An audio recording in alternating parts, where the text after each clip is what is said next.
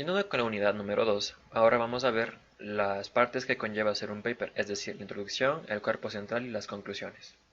Así que empezamos. Introducción. Esta sección es mucho más que la presentación del trabajo. La introducción sirve para orientar a los lectores respecto al tema, identificar el problema o problemas que el artículo analizará, y delimitar las expectativas que el lector se puede hacer respecto a las contribuciones del trabajo. Además, nos ayuda a organizar nuestra propia forma de trabajo.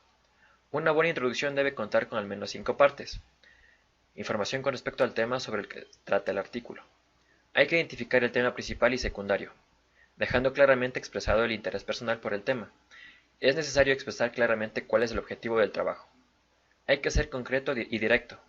Para muchos lectores, el continuar leyendo o no un documento depende del primer párrafo y la forma en la que se presenta el estudio. ¿Qué se sabe sobre el tema?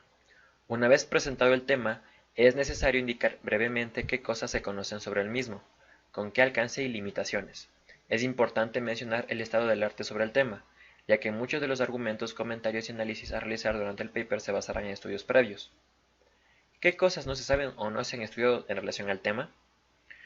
Esto debe dar lugar a desarrollar el artículo, indicando cuáles aspectos del tema no han sido suficientemente analizados, o cuáles conceptos no han sido discutidos respecto a ciertas zonas o experiencias. ¿Cómo se analizará el tema?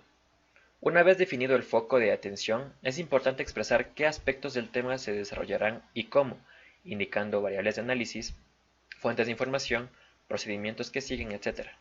Es decir, los aspectos metodológicos del trabajo. Aquí se debe presentar un detalle de cómo está estructurado el paper y cuál es el orden lógico del mismo, lo cual sirve para ordenar el criterio. ¿Cuáles son las conclusiones del trabajo? Para muchos lectores es importante conocer, al leer la introducción del trabajo, cuáles son las conclusiones del estudio y qué argumentos o evidencias se presentan para defender una postura determinada.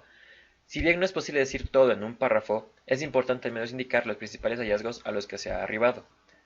Cuerpo central del artículo. Este es el espacio donde se debe desarrollar el contenido principal del paper. Acá hay que presentar el argumento a través del desarrollo de diferentes ideas o conceptos, explicando su utilidad y validez con relación al problema que se investiga. En el cuerpo del artículo generalmente se ubica una sección para presentar el marco conceptual y otra para desarrollar el análisis, que surge al relacionar los conceptos básicos con los datos de la realidad o el caso estudiado. Finalmente, conclusiones. Este es el espacio para presentar la respuesta al problema o a las interrogantes sobre las cuales se ha escrito. No repite el desarrollo del tema, ni analice nuevamente la información a la luz de los conceptos presentados en la sección anterior.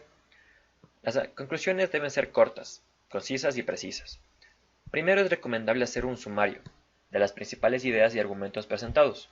Luego hay que presentar los hallazgos y explicar cómo estos responden al problema objeto de estudio. Finalmente es válido señalar las limitaciones encontradas durante el estudio y estimular o dar lugar para futuros trabajos sobre el tema.